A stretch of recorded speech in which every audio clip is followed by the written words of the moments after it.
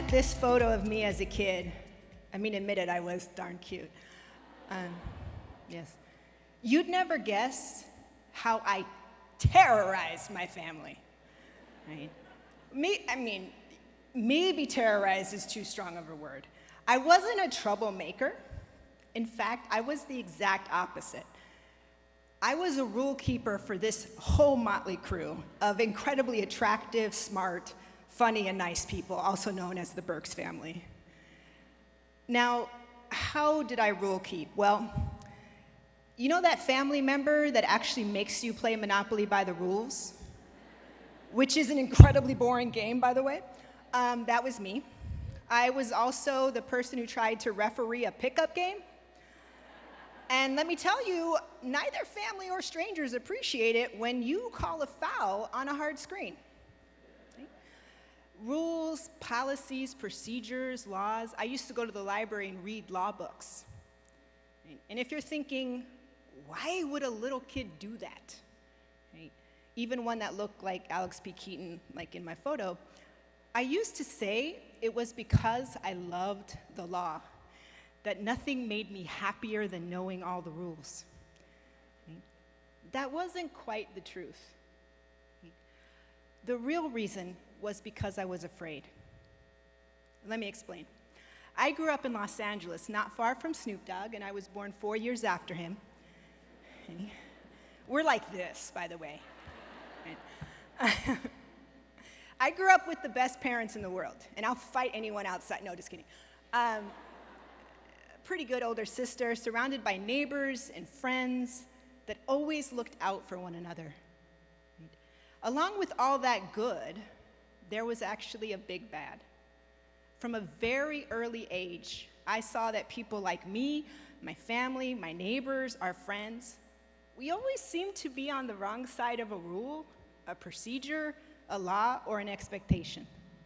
Even when I thought we did everything right, we must not have, because we were stopped, we were followed, we excluded, we were ignored, but yet, at the same time, heavily scrutinized.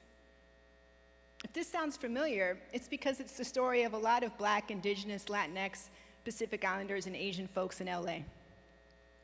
Being a little kid, in my little corner of LA, I thought, with kid logic, right, that the way to fix things, the way to stop us from being treated the way we were, was to know every rule, every law, every policy, every procedure better than anyone else.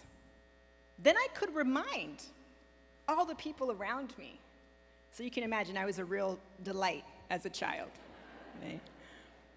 But I did that because I thought if I reminded everyone, I could keep everyone safe. But of course, I came to learn that nobody needs me to be a rule keeper. They already knew everything. And being a rule keeper wouldn't keep any of us safe.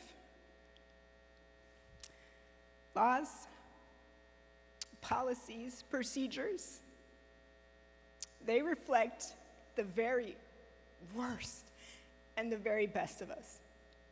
And like any tool, they can easily be turned into a weapon. Rules and laws are capricious.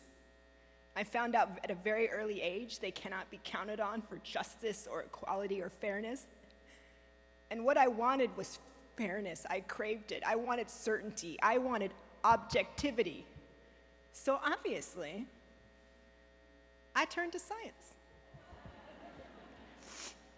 Woo! I know how to pick them. In my defense, I was a teenager. And as a teen, I learned about forensic science and how science, that coolly rational pursuit, free from the pernicious influences that plague the law.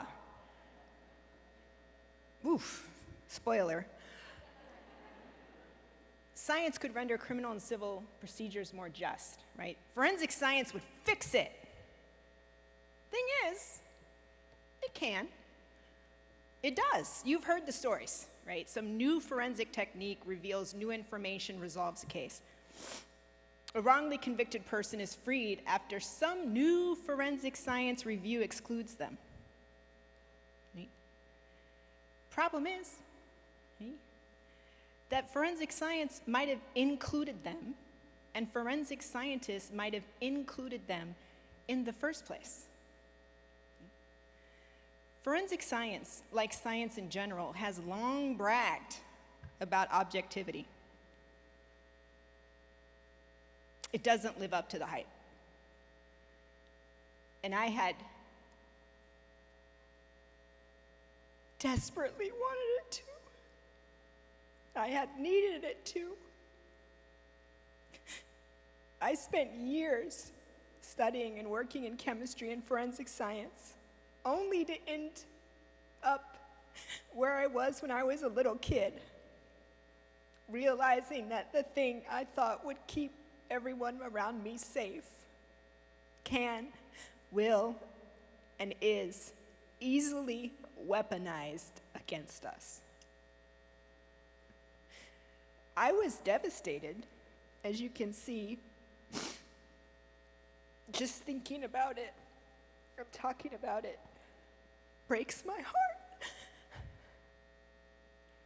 In times like this, I turn to my favorite writer, Toni Morrison, because she understood heartbreak and how to move through it. And back in 2004, Professor Morrison found herself in, quote, an extremely dark mood. She felt helpless, and that's how I felt. Professor Morrison was despondent over a recent election, the state of the world, the enormity of the problems around her, and she shared her feelings of helplessness and inertia with a good friend and fellow artist. And that friend did what my parents and maybe your family and friends call tough love.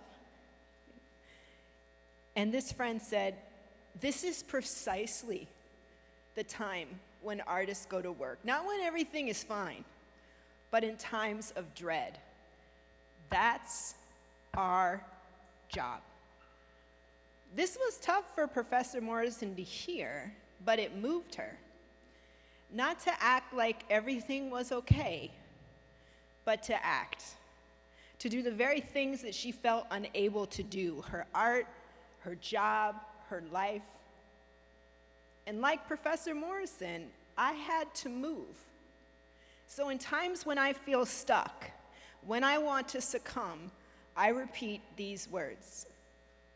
There is no time for despair, no place for self-pity, no need for silence, and no room for fear. We speak, we write, we do language, and I'd add, we do science. That's how civilizations heal. Now, do I think I can heal a civilization? No.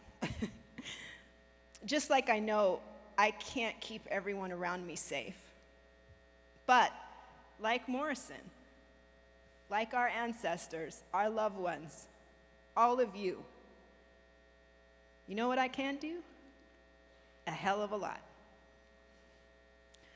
Science and law, they are capricious. They are cultural. We've seen and lived through that they reflect and reinforce white supremacy, misogyny, homophobia, transphobia, ableism, all the worst of oppressive regimes. But culture can also reflect the best of us. Our shine, our hustle, our joy, our expansiveness. We speak, we write, we do language, we do science, and we have always done what needs to be done. In the words of my people, we do it for the culture. We do it for the ones we call home, the ones that we dream of, the ones that we're building. One word, one deed, and one data point at a time.